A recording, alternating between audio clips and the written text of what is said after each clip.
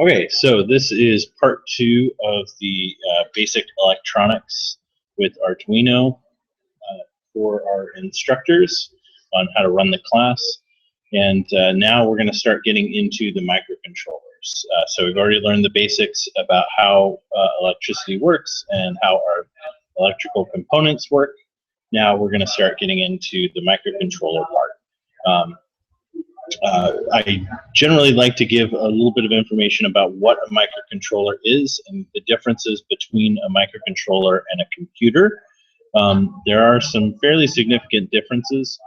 Primarily, the best way to describe it is a computer is a way for us to interface with hardware and software. So it's built to have a human interact with it. Whereas a microcontroller just executes its program. It's not really built for a human to interact with it, but we can make it so that a human can interact. It just kind of does its thing.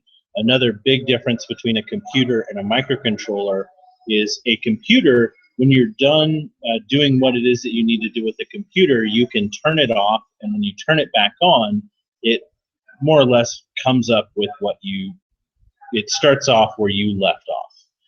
A microcontroller, when you turn it off and turn it back on, it starts at the beginning of the program. So it doesn't retain any memory of what you did last. It always starts up brand new every time you start it. Now the other big distinction between a computer and a microcontroller is a computer is actually made up of many microcontrollers, but microcontrollers are not made up of computers.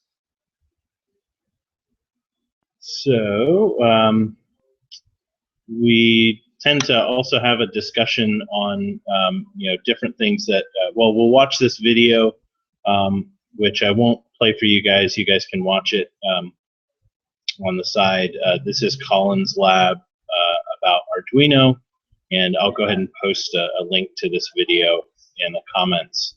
But basically, it just gives an overview of what a microcontroller is, and specifically what an Arduino is.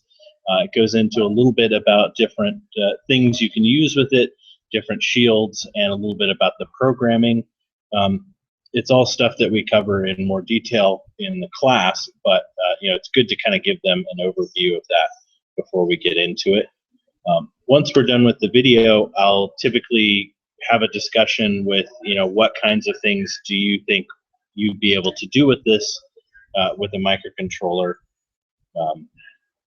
And then we get into the actual programming of the chip itself. So what we'll need to do is make sure that the Arduino IDE is installed on all of the computers, along with the FTDI driver, which should be included in the package, and all the computers should have that up to date already. Once you open that, we'll talk about the first sketch. And basically what a sketch is the program that you write for the Arduino. Let me actually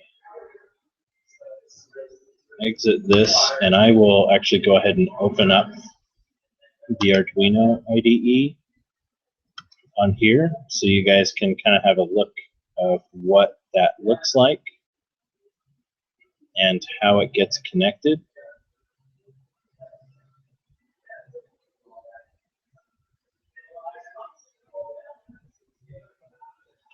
And we'll also talk about different things that you can do to try and resolve driver conflicts if those happen. But actually, I might just make another video of that just as a troubleshooting guide. Let me just increase the size of my text here to make it a little easier for you to read.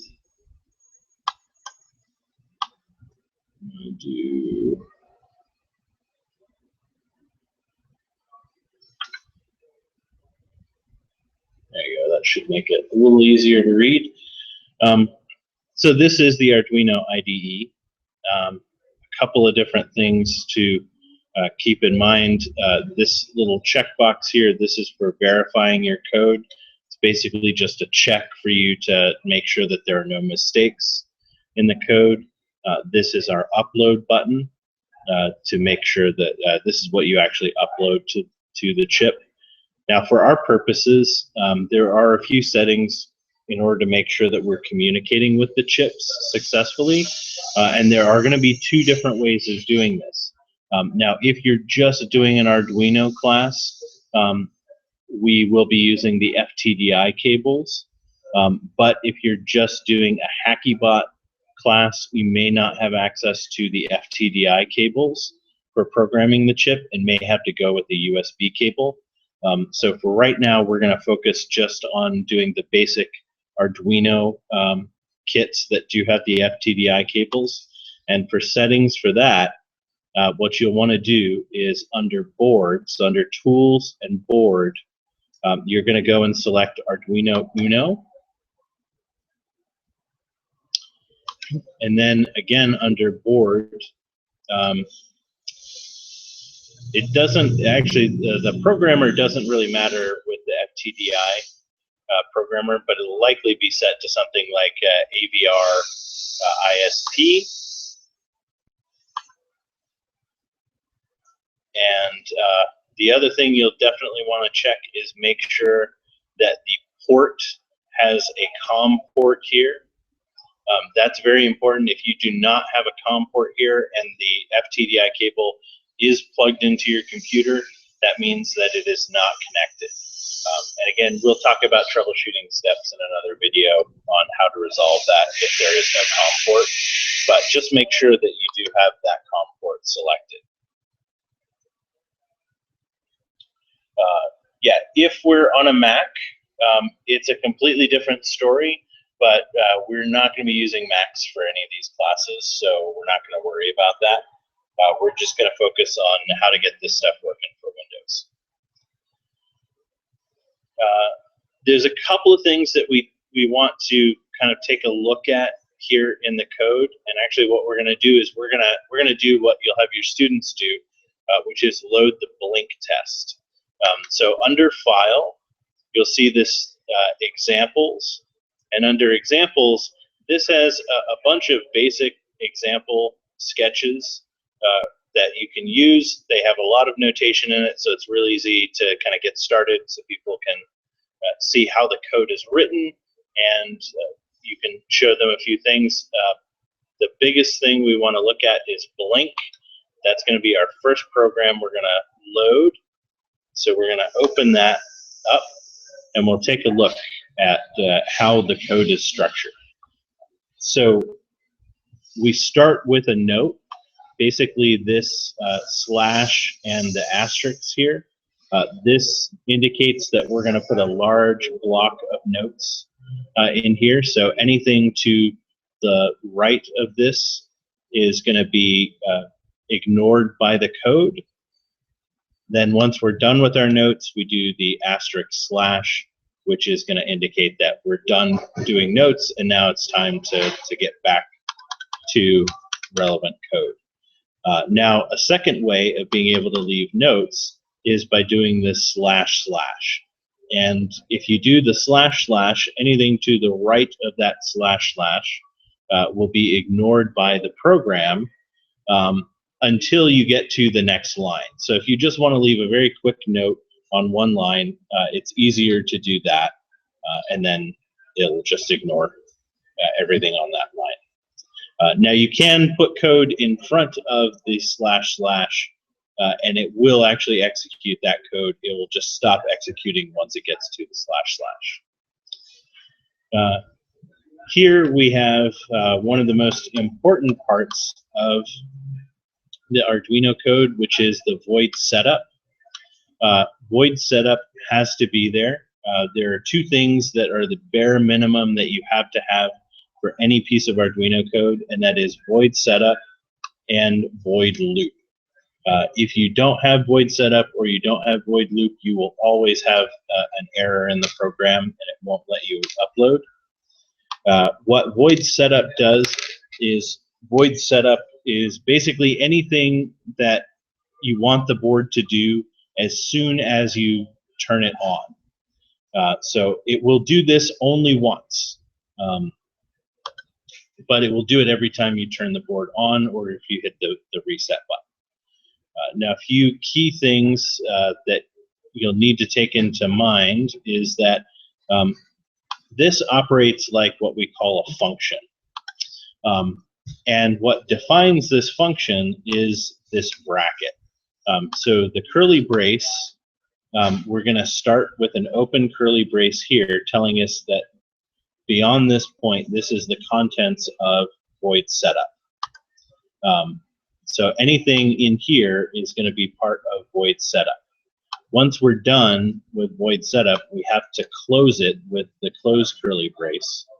And that tells us that we're done with everything we need to do with setup, and that's the end.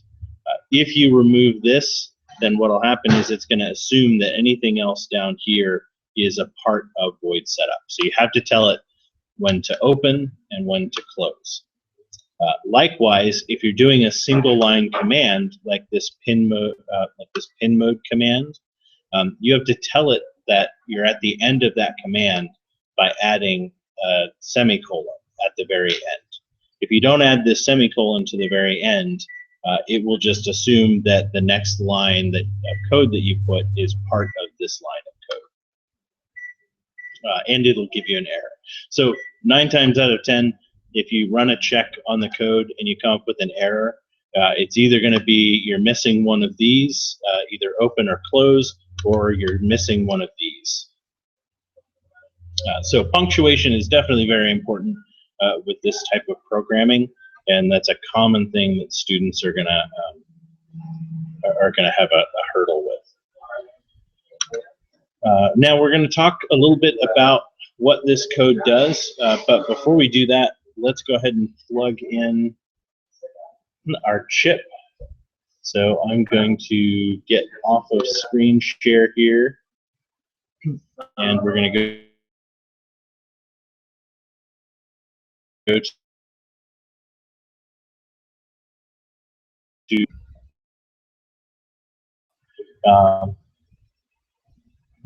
so now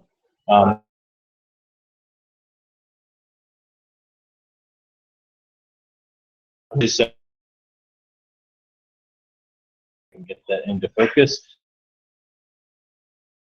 Controller letters on the sides of it. One says GRN, the other says BLK.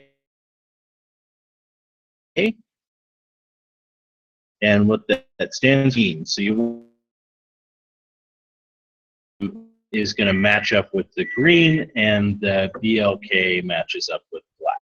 If you are using the other FTDI cable, it will have the GRN and BLK marked on that board as well.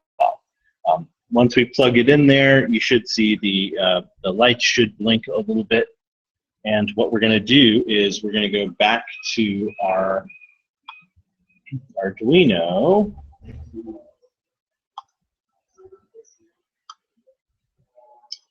Blink, and we're going to go ahead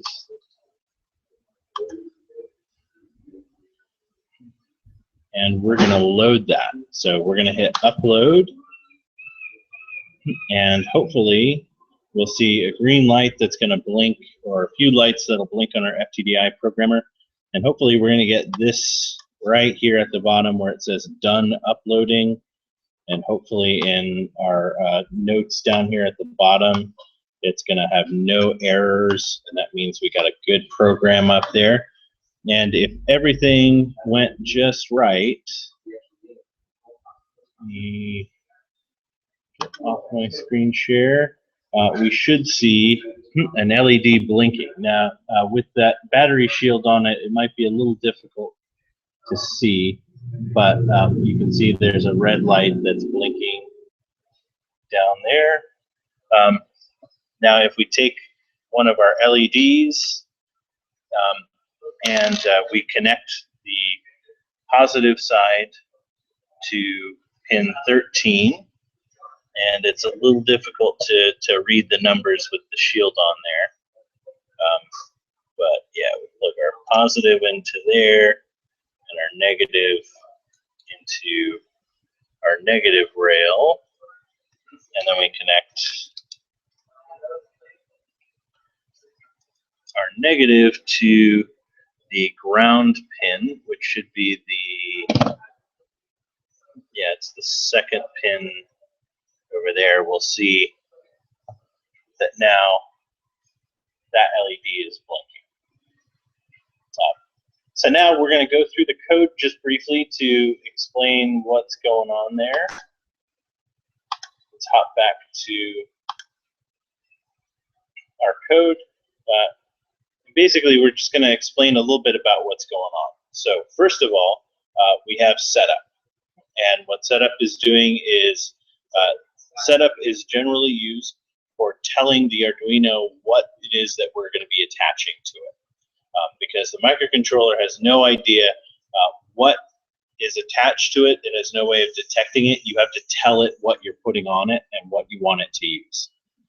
So in this case, we're telling it that we want to switch a pin mode, which means we want to use one of the pins on it.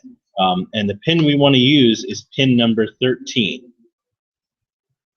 And now we want to use that pin as an output. So we want to output information from pin 13 is basically what that's saying. Next, we get into the loop. Now, the loop is very important because this is what is actually going to be running your program. The way the loop works is it will start with this first command, and it will execute every command that you give it right into the bottom, and then once it executes this command, it goes right up to the top and it starts all over again. And it just does that over and over again until you either hit the reset button or until you turn it off. What we're doing here in our loop is we're telling, so we've already told it that we're using pin 13. Now we're going to tell it what we're going to do with pin 13. So what we're going to do with pin 13 is we're going to do digital write, meaning we're going to write digital information to pin 13.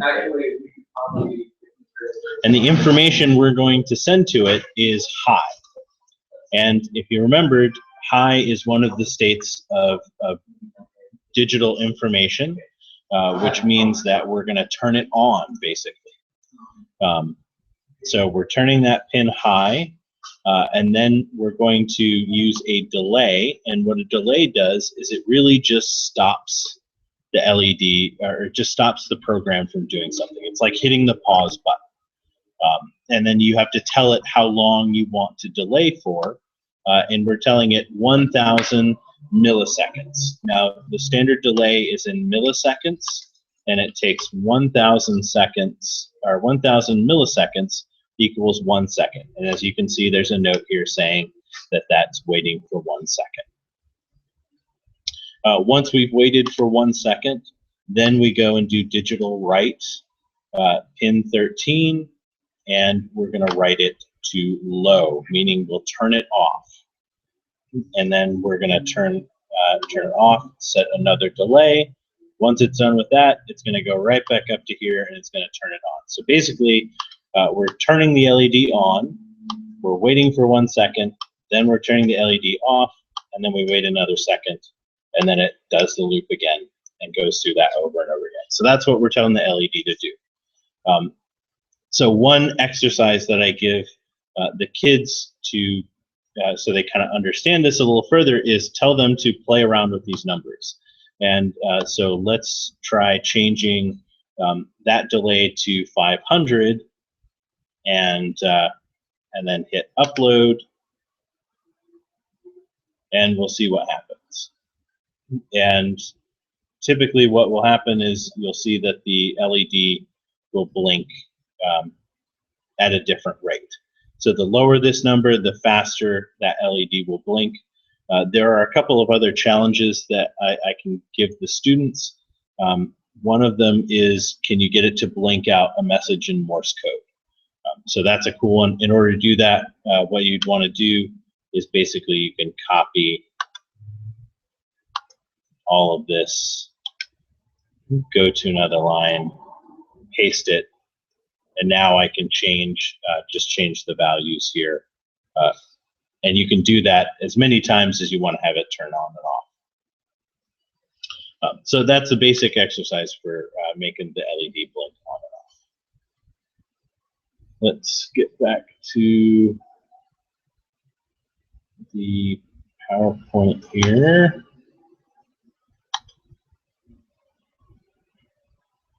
All right. So in the presentation that we have, it kind of has some examples that are gonna go over that. Let's talk a little bit about the Pro Trinket chip that we're using here. Oh, let me switch my screen share over.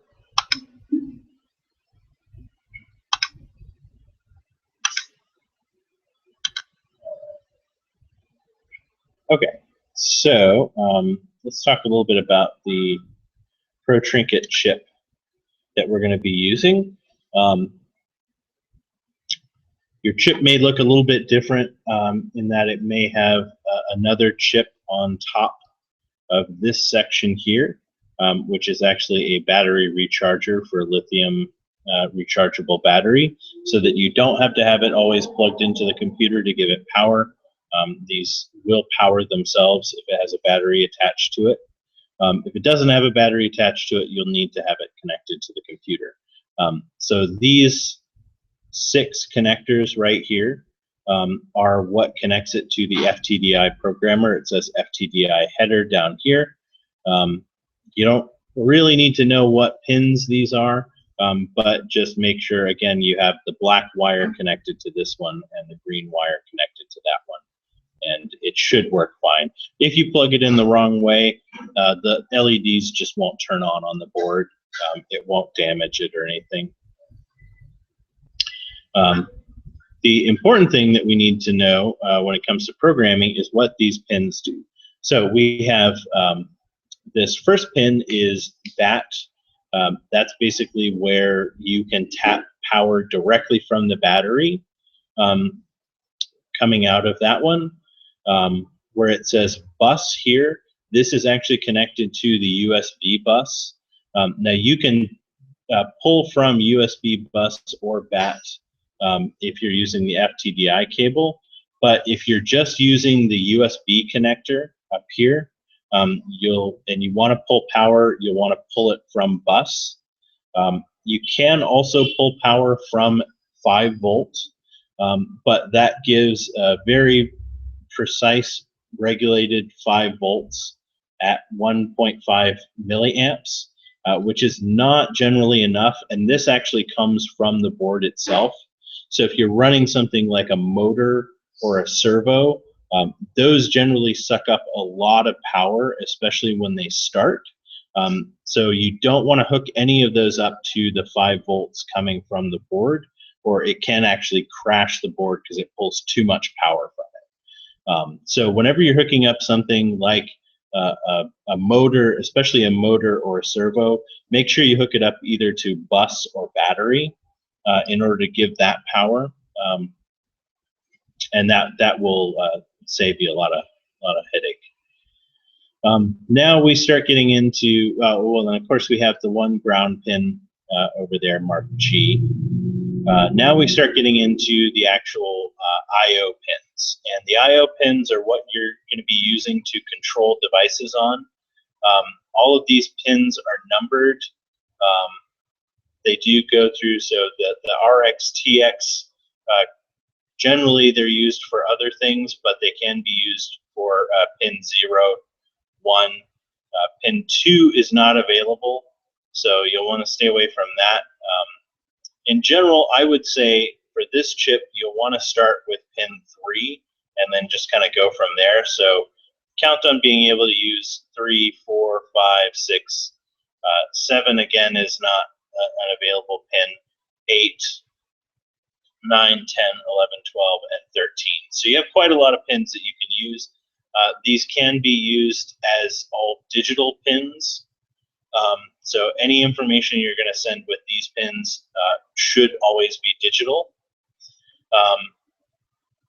Now we get into a few pins that are specially marked. You'll notice on the board these have an A in front of them.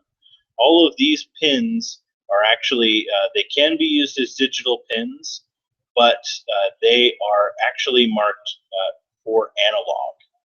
So this is for analog input and analog output.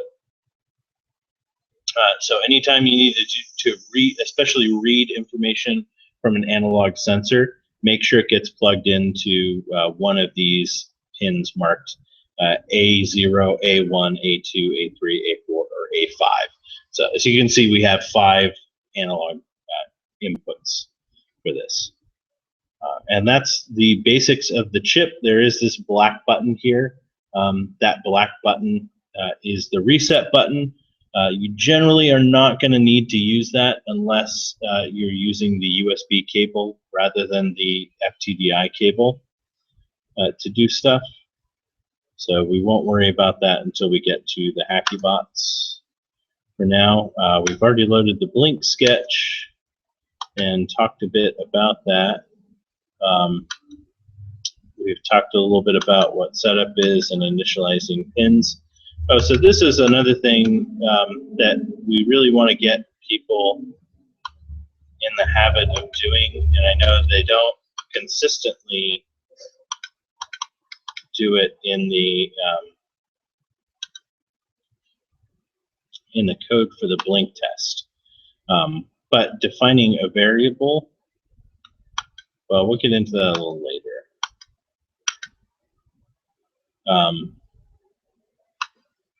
So we've got our LED to blink, and now what we're going to do is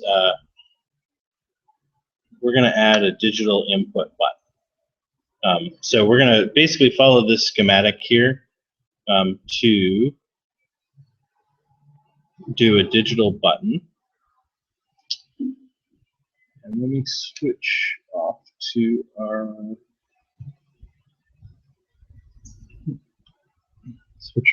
our camera.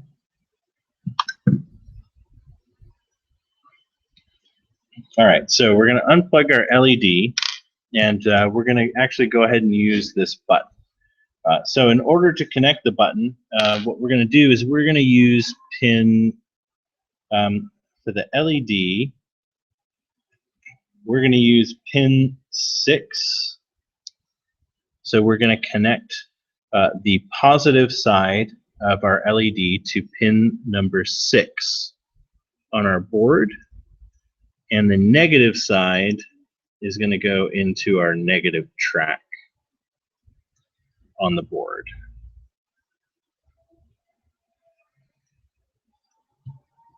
So just like that.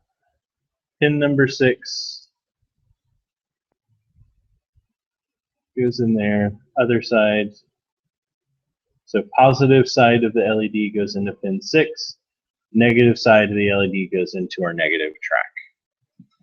Now we're going to take our cable that is plugged into the ground on our chip, and we're going to plug that into our ground track.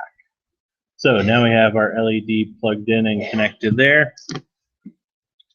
Next thing we're going to do is we're going to take our button and make sure our legs are a little straight. We're just going to install a button a little closer to our chip. And just make sure that's all the way pressed in. And in order to connect that, we're going to take one jumper and we're going to jump one leg of that button into our ground. So remember, we want to do one side over here, jump that into ground. And now the next one we want to do is going to be a signal wire. So this is going to basically connect to one of our pins for digital input. We're going to place this one right here on the other side of our button. And then this is going to connect to pin 9. And pin 9 is going to be this one right up there. So let's see if we can see that. So you can see how that's wired there. We've got our wire going into pin 9 here, going into one side of the button here, and then out of the other side of the button and into ground. And our LED connects to pin 6 on the positive, and then directly into our ground. And then, of course, we just have ground going into our common ground. All right, so that's how we have it wired up. Now, if I press that button, nothing's going to happen. You're going to have a lot of students that get impatient, and they're going to want to push that button. But, of course, nothing's going to happen because we haven't written our program yet. So what we want to do is we want to go ahead and load our program on there. So let me get our screen. And we don't have to write this program from scratch. We can actually start from a basic sketch, but we will have to make a change. So we're going to go up to examples, and then we're going to go to basics, and we're going to go to digital read serial.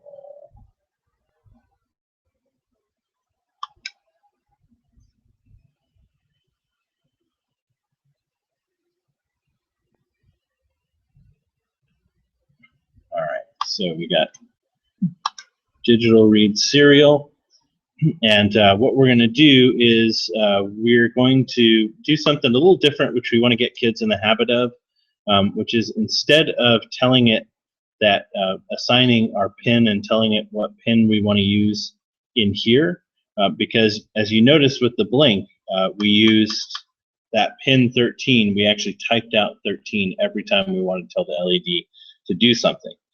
Which works if you're just doing it a few times, but if we're just if we want to do it multiple times and we need to, for some reason, change that pin number, that's really going to be a pain to have to go through and change every one of those 13s. So what we do before the setup is we do this int, and that lets you define a variable. So we're going to name this variable push button.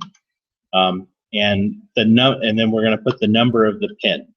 So we're not doing push button on pin 2. We're actually doing push button on pin 9. So we're going to change that 2 to a 9.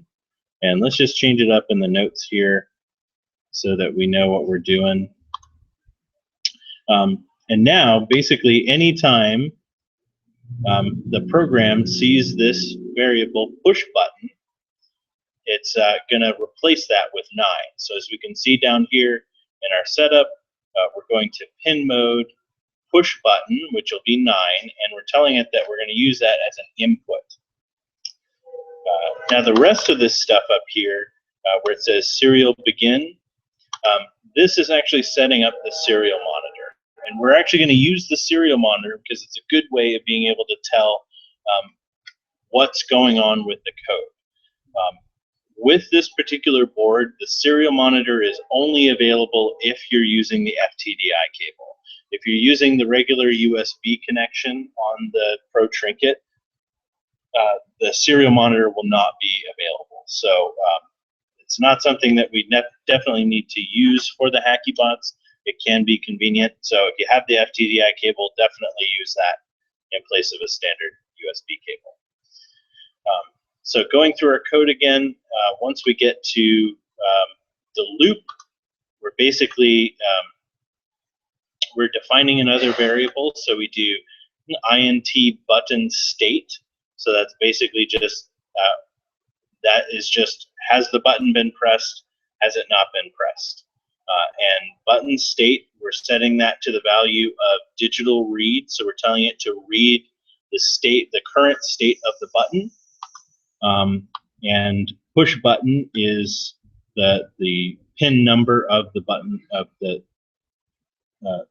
pin that we want to read, which in this case is 9. And then we go to serial print, which basically should just in text print out what that button state is.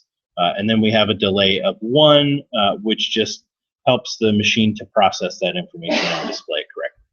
So let's go ahead and load that code onto our chip.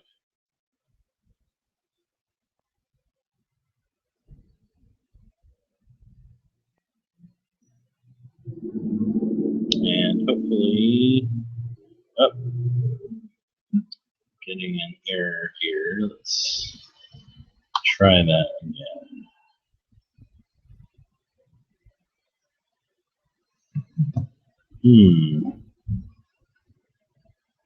If you are to, yeah, try just plugging it in again. Yes, let's try plugging it in again. Oh, you know what? I might have lost my COM port. Okay, so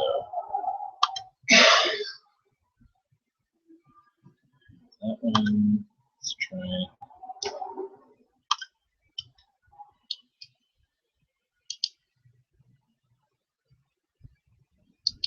Oh. You know what? I think that might have crashed. So let me just copy that code.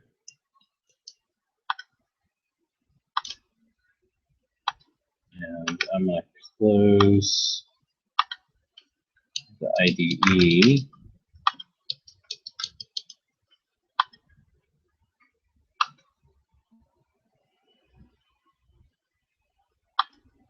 No, I don't want to save that. And let me just open that up again.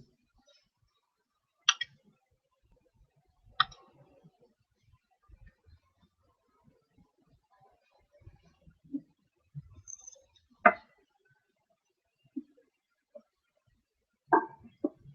right.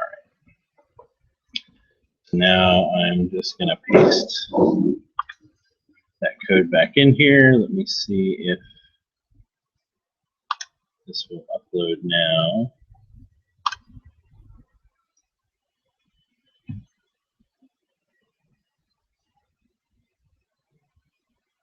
And it looks like it's going now. Huh. Interesting.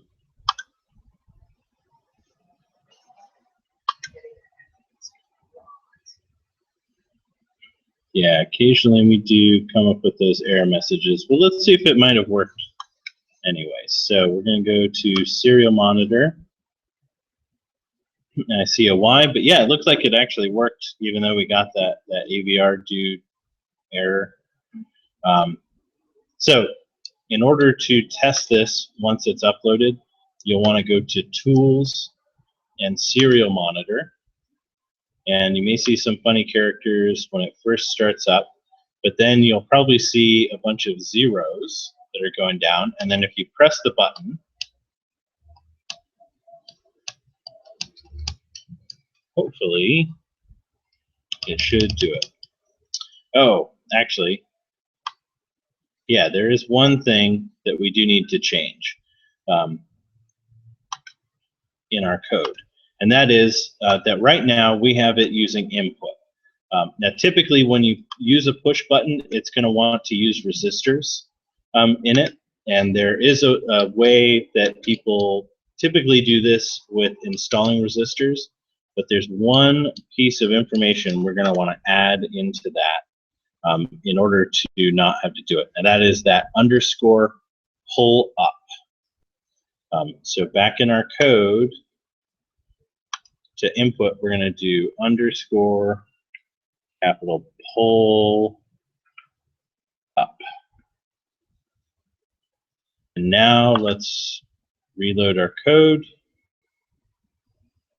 And what this is going to do is this is going to use the internal resistors inside the microcontroller in order to test, in order to use that button. All of these pins nowadays have internal resistors, so you don't have to use external resistors. Now if we go into our serial monitor, now we see ones, and then if we press it, we see zeros. So now pressing and holding that, we can change from 1 to 0 or high to low. I think my button is stuck there. There we go. Okay, so now we've, and that's what serial monitor is really good for, is just easily being able to test to see what's going on with our program. Now what we're going to do is we're going to add a light to that. So we're going to go into our blink test, or into our blink, and we're just going to grab some code from that. So if we take our blink,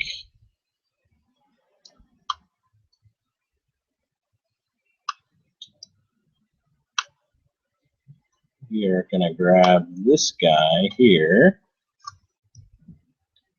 our pin mode. We're going to add that in here under our button. Although remember, we don't want to use numbers. We want to use numbers for pin designations as few times as possible. So we're going to create a new variable here, and we're going to name that LED. And that is going to be pin number 6, which is where we have our LED connected. And now we're going to come down here, we're going to copy LED, and we're going to replace this 13 with LED. So now we told it we just added an LED. We're going to use that as output. We're going to go back and steal some more code from our blink test. And actually, all we really need is just this. So we're going to copy that. And we're going to put it right here under our serial.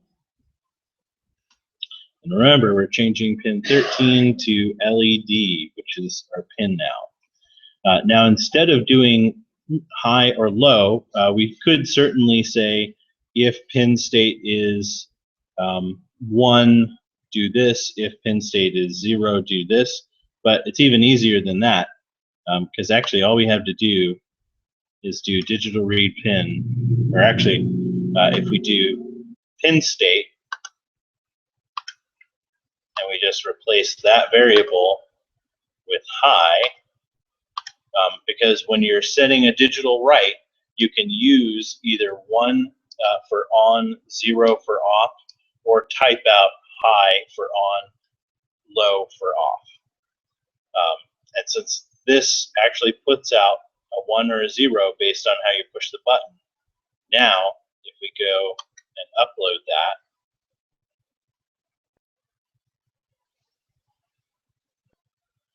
now if we push our button,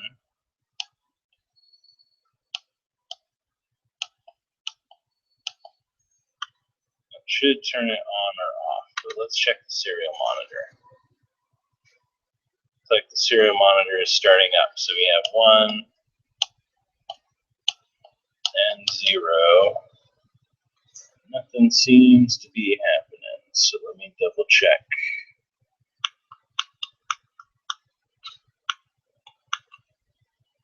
To make sure. Oh.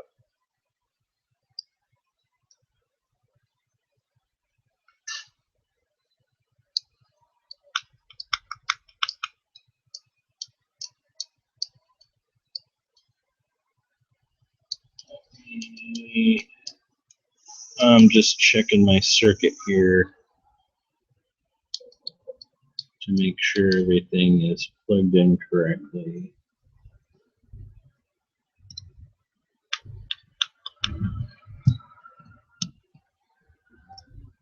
Yeah.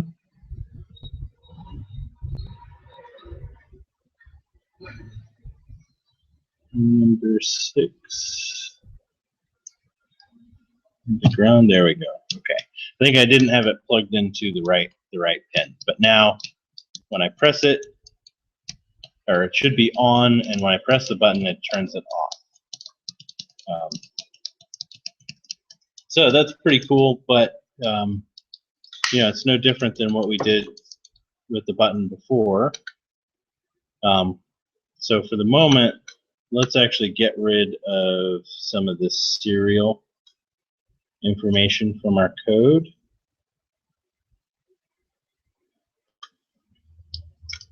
And we're going to get down to just the bare basics. So what we want it to do is we don't just want it to turn on or turn off. What we want to do is we want to make it do something when you push the button, and then do another thing when you push the button again. So what we're going to do is we're going to open up our next example,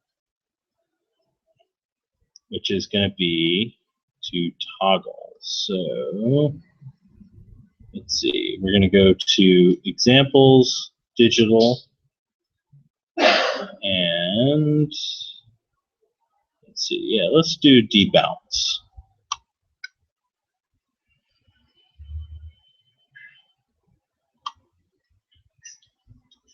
All right, so what debounce does is basically when we press the button, it's going to wait for a short amount of time so that we can change different states. First of all, we want to probably make a few changes here to use the pins that we're using. Remember, our button is on pin 9, and our LED pin is on pin 6. And let's actually just go ahead and upload this code.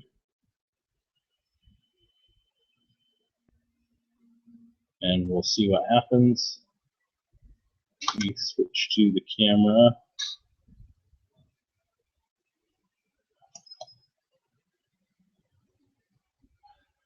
Let me try and upload there.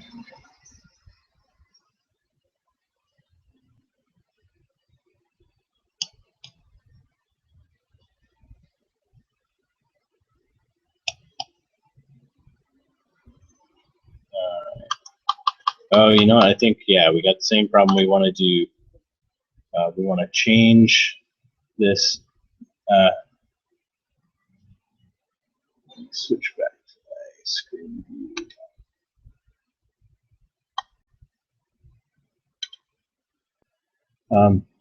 So we want to change this input to, we want to change this input to underscore pull up. And now, let's go ahead and upload.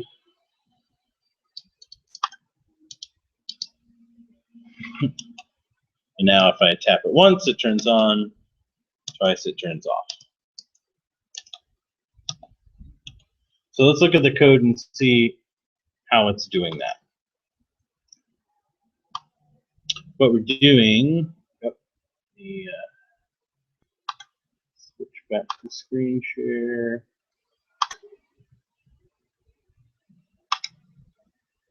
Okay, so what we're doing here is we've got a couple of different setups here. So we've got lots of notes that tell us how to set things up and get some more information. We're creating our variables. The only difference between a regular variable and this const is const is basically just a constant variable. So it means that you set this and you can't reset it. So we can't accidentally change this to another pin because we have it physically plugged in. We don't want this. We don't want these numbers to change. Now we go down. We have to initialize a few other variables that we're going to be using.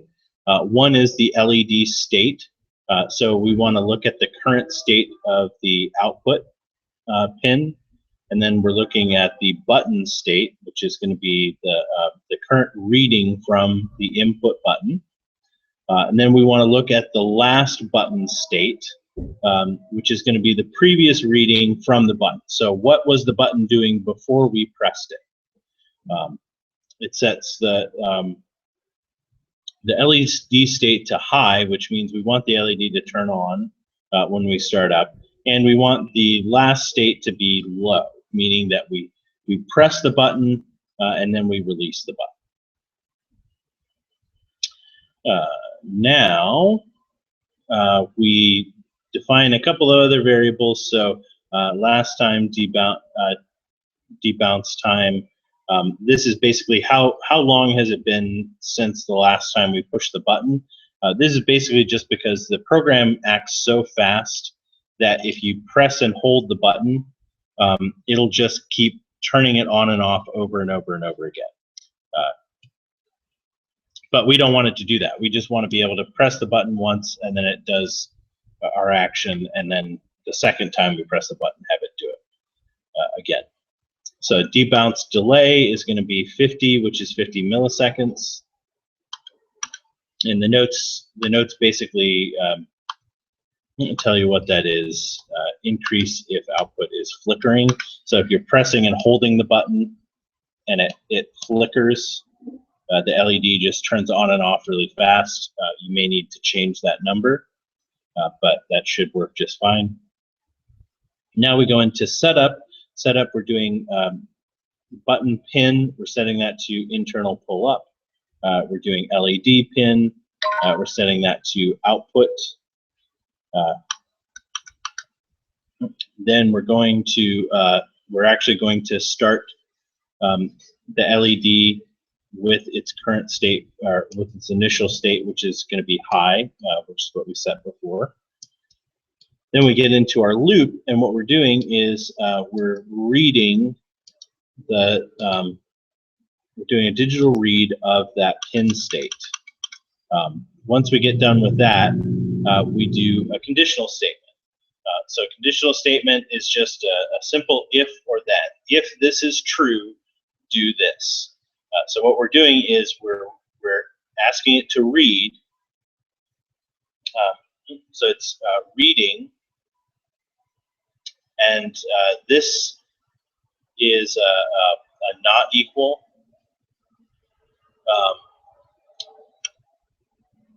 So let's see. So if we go down to reading,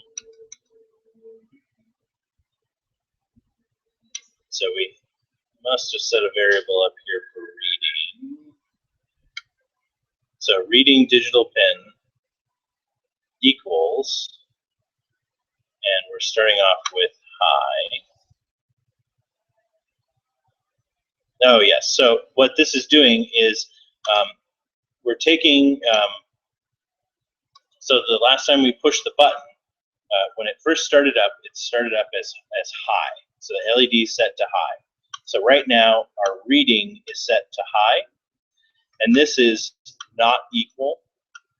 So if reading is not equal to the last button state, then we're going to do this. So reading is high, and our last button state is high as well. So they are equal, which means that we're going to do this. We're also going to look for last time debounced.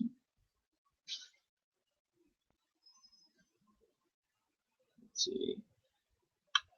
No, actually, this is getting into some pretty complicated stuff here. Yeah, debouncing can get pretty complicated. It is important, but let's actually go back in and do just the button one, which is, I think, what we really wanted to do.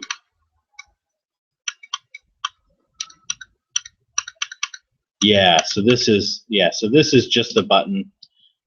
So we're gonna go into here. We'll make the same changes. We're gonna do our LED pin is our button pin is 9, LED is 6, and Button state starts at 0. Yeah, this will be much simpler. Our input we still want to change to underscore pull up. And let's upload that. Now this will do the same thing. The only difference is it won't have the debounce. So what will happen is if I press and hold the button, it may just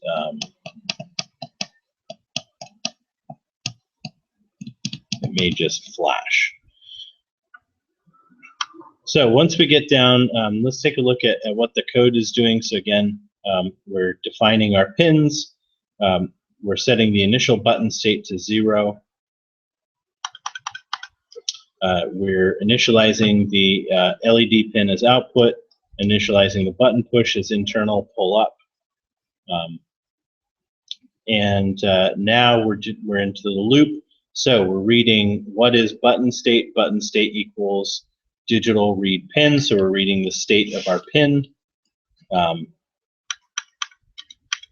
Then we're going into our conditional statement. And what our conditional statement is saying is if our button state equals high, meaning if our button is pushed,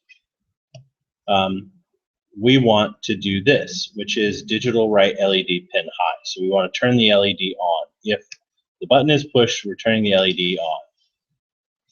Else, which is, so if this is not, if this is not true, then we're going to do this, which is digital write pin low. So basically, what we're telling it is if the button, my button came off. So we're telling it that if the button is pressed, we want to turn, or if the button is not pressed, we want to turn the button on. If the button is pressed, we want to turn it off. So we can do a few things with this, because right now it's basically just turning it on, turning it off. But we can, we don't just have to turn it on or off. What we can do is we can set it so that when you press the button, it does something. So let's go ahead and take our code from our blink, and I mean, this could be a good exercise if you want the kids to take something like the Morse code that they wrote before. We can paste that here, and we do have to change our 13s to LED pin. And now if we just copy that and do a couple of different ones, now what'll happen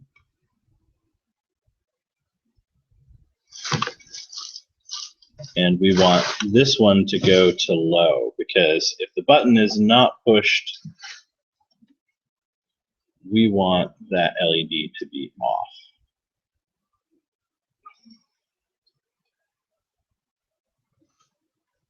So let's upload it.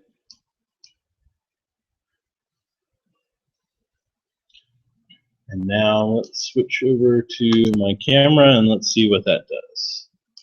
So now when I press the button, it should blink on and off for a few times, and then it should stop until I go and push the button again. All right, so that's a cool trick that we can have the kids do for a bit. And basically, anytime you press the button, it's going to execute whatever code you write in here. So that's a cool thing to do with an LED, but eventually we're going to get the question for kids, what do we do? Yeah, that's really cool, but when are we going to stop playing with LEDs? Well, now what we can do is we can start replacing that LED.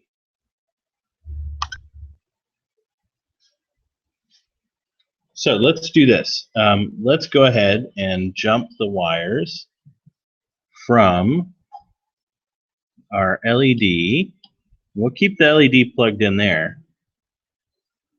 So we're going to jump our wires over to something that'll be a little more interesting for some of these kids. Let's actually get it way over here. So we want to have one end plugged into one of the tracks over here. And then we want a buzzer. So let's see, where's the buzzers? I think it's like, oh yeah. Yeah. So go ahead and reach in the box, and there should be a couple of buzzers in there. Yeah, here we go. Here's some buzzers. I don't recommend you hand these out until the kids, until you're ready for the kids to play with them, because they are very noisy and annoying, and the kids love them to death. So you'll notice on your buzzer there is a positive symbol on one side. Like the LEDs, these do have a polarity, so you will want to plug the positive side into the positive side. And remember, that's going to be this orange wire here. So we're going to plug the positive side into the orange wire, and the negative side we're going to plug into that ground section. And now let's push the button, and we'll see that now it beeps in time with the light.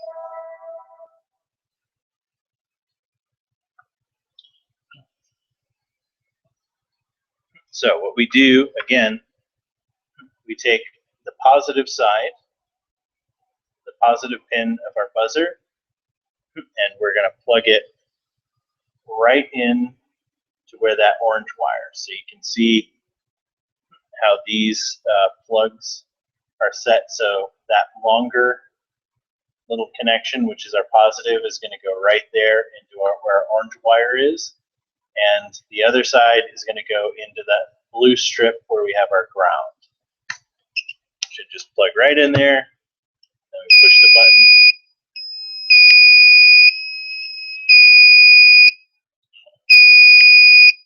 And the kids will just... And now you understand why you don't give the buzzers out until you're ready to do it. So we can change this stuff now, and of course the kids will be really excited now that they get to make a lot of light and noise. And if we just go in here and we start changing some of these numbers, so let's change some of these to like 50, 200. If you make them really low numbers, it'll do some interesting stuff.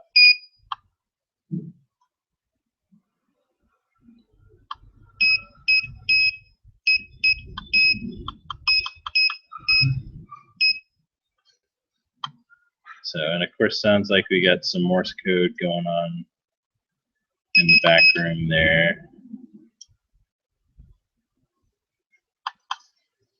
All right, so let's change a few of these. We're going to upload.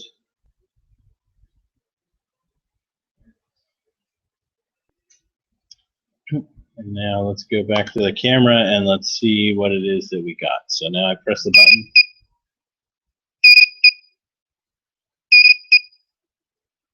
So you can see, and this is a good example because you can see both, so you can hear what the buzzer is doing, but at the same time you can see what the light is doing. And this is where we can draw that correlation of, yes, we are using LEDs to do a lot of this stuff, but it's just because it's much easier to see what's going on with an LED rather than to try and listen to what's going on with the buzzer. But it does the same thing. If I press and hold it, it'll just basically repeat that over and over again. So there we go. That's the basics of this. There's many different combinations that we can do. Now we can also start adding other LEDs to additional pins. I definitely encourage experimenting with that. If we wanted to add an additional set of LEDs, let me get back to the code. And we can just briefly touch on that. I won't actually show you how the wiring looks up because we've already gone through pretty extensively the wiring. But basically just from the code, what that looks like is we would just go in here,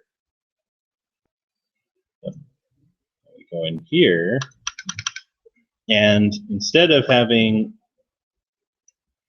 just this, we could start a new line, and we have LED pin 2, and we just change this to digital pin 5. So now we have 2 LEDs, and we just go down here and we just add another one of these with pin 2, and then we just go down here, and for every time we want to control that other LED, we do it exactly the same way as we do this one, except we do pin 2 or LED pin 2 in addition to that one. And so long as we connect that LED or the buzzer up to pin 5 on there, then we can control anything that's attached to LED pin 2. So a perfect example of how you can challenge the kids is they can set up on LED pin 2 or pin 5, they can set up the buzzer, and on pin 6 they can set up the LED, and then they can have the 2 alternate.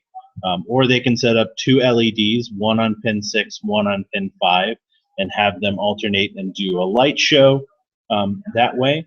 So there's lots of different combinations. Another cool thing that we can show if we have access to DC motors, let's see, and actually I'm just going to double check since I haven't used anything, that should actually still work even though I added stuff, but let's go back to the camera really quick, and I'll just show what happens when we attach the DC motor to this.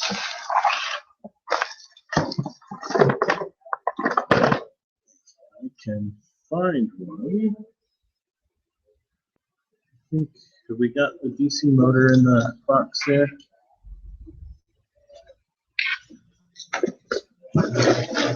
Yeah, I mean, we may or may not have DC motors, but that's another fun one to play around with.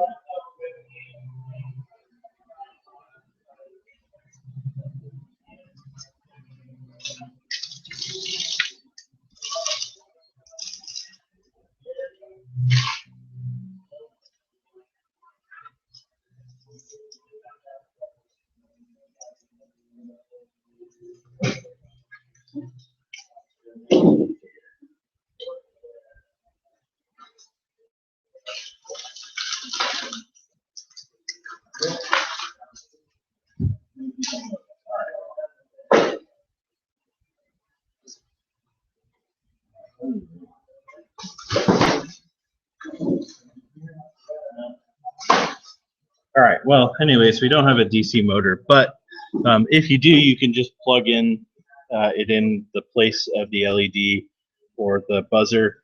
DC motors don't really have an incorrect way of plugging them in. You can plug them in either way. It's just if you plug them in one direction, the motor will spin in one direction. If you plug it in the opposite way, it'll just spin in the opposite direction. But if you just replace the LED with a DC motor, it'll just start spinning when you press the button, just like that. So that's basically it for the basic Arduino stuff. Next, we're going to kind of get a little bit more into some advanced stuff dealing with things like servos and that pretty much leads us into robotics. So we're going to take a quick break, and we'll be right back with that.